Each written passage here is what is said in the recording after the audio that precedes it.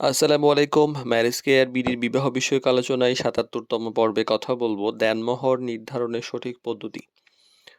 তো বিয়ের ক্ষেত্রে দেনমোহর বা মোহর একটা অত্যন্ত গুরুত্বপূর্ণ বিষয়। এটা শুধু আনুষ্ঠানিকতা তাই নয়, বরং ইসলামের দৃষ্টিতে এটা একটা স্ত্রীর নির্ধারিত অধিকার।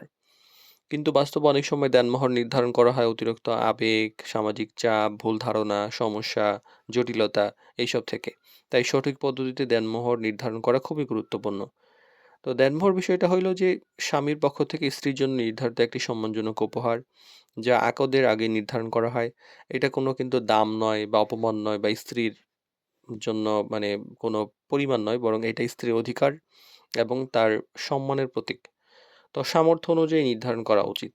ইসলামের দিনমোহরের ক্ষেত্রে বলা হয়েছে যে স্বামীর যে সামর্থ্য, সেই বাস্তব সামর্থ্য অনুযায়ী নির্ধারণ করার জন্য যেটা সে দিতে পারবে। অতিরিক্ত বড় অঙ্কের দেনমোহর নির্ধারণ করা হয় অনেক ক্ষেত্রে, পরে পরিশোধ করতে পারে না। এটা কিন্তু ঠিক নয়। আবার খুব কম নির্ধারণ করাও ঠিক নয়। মানে এইটা গুরুত্বহীনভাবে ফেলা উচিত নয়। বরং মধ্যম পন্থা অনেক বেশি উত্তম। আর সহজ এবং বাস্তবসম্মত রাখার একটা ব্যাপার থাকে। মহানবী সাল্লাল্লাহু আলাইহি সাল্লাম দেনমোহরকে সহজ করতে বলেছেন এবং এই সহজ করাকে উত্তম বলেছেন। অতএব মানে এমনভাবে নির্ধারণ করা উচিত যাতে বাস্তবে পরিশোধযোগ্য হয় এবং উভয় পক্ষের জন্য সেটা স্বস্তিদায়ক হয়। অতিরিক্ত বড় অ্যামাউন্ট অনেক সময় সেটা শুধুমাত্র কাগজে থাকে, বাস্তবে হয় না। পরে জটিলতা হলে এটা নিয়ে অনেক মামলা-হামলা। তো তাড়াহুড়া করে নির্ধারণ করাও কিন্তু উচিত না। অনেক সময় দেখা যায় আকদের সময় হঠাৎ করে এক পক্ষ কোনো একটা দেনমোহর চাপিয়ে দেন, নির্ধারণ করা হয়, পরে তা অসন্তোষ তৈরি হয়।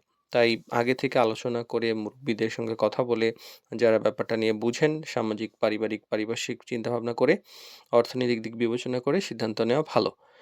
আর পরিশোধের ধরনটাও কিন্তু স্পষ্ট করা উচিত। মানে দেনমোহর ২ ভাবে হইতে পারে। এক হইলো নগদ, তাৎক্ষণিক একটা ব্যাপার থাকে, অলংকারের ব্যাপার থাকে। আবার বাকির একটা ব্যাপার থাকে।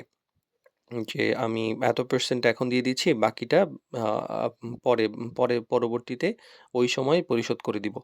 এবং কখন কোন অংশটা দেওয়া হবে সেটা পরিষ্কারভাবে কাবিননামায় উল্লেখ থাকা জরুরি। অস্পষ্ট থাকলে পরে কিন্তু এটা ঝামেলা তৈরি হয়। আর সামাজিক প্রতিযোগিতার একটা থাকে আমাদের কালচারে হয়েছে যে অমুকে তো ১০ লাখ করেছে, আমার তো ১৫ লাখ না করলে ২০ লাখ না করলে হয় না, বা আরো বেশি না করলে, কম না করলে হয় না। আবার অনেকেই তো আছে যে ৳১ ৳২ দেনমোহরের চিন্তাভাবনা করেন। তো এইগুলা আসলে মানে উচিত না। যেটা নিয়ম সেটা নিয়মের মধ্যে থাকাই ভালো। তো দেনমোহর কখনোই প্রতিযোগিতা বা কোনো অহংকারের বিষয় বা কোনো দেখানোর বিষয় হওয়া উচিত না। তো দেনমোহর নির্ধারণ একটা গুরুত্বপূর্ণ এবং সংবেদনশীল কিন্তু বিষয়। তো এইটা যে শুধুমাত্র আনুষ্ঠানিকতা তা না, বরং এটা সম্মানজনক এবং পরিশোধযোগ্য হইছে কিনা সেটা কিন্তু খেয়াল রাখা জরুরি।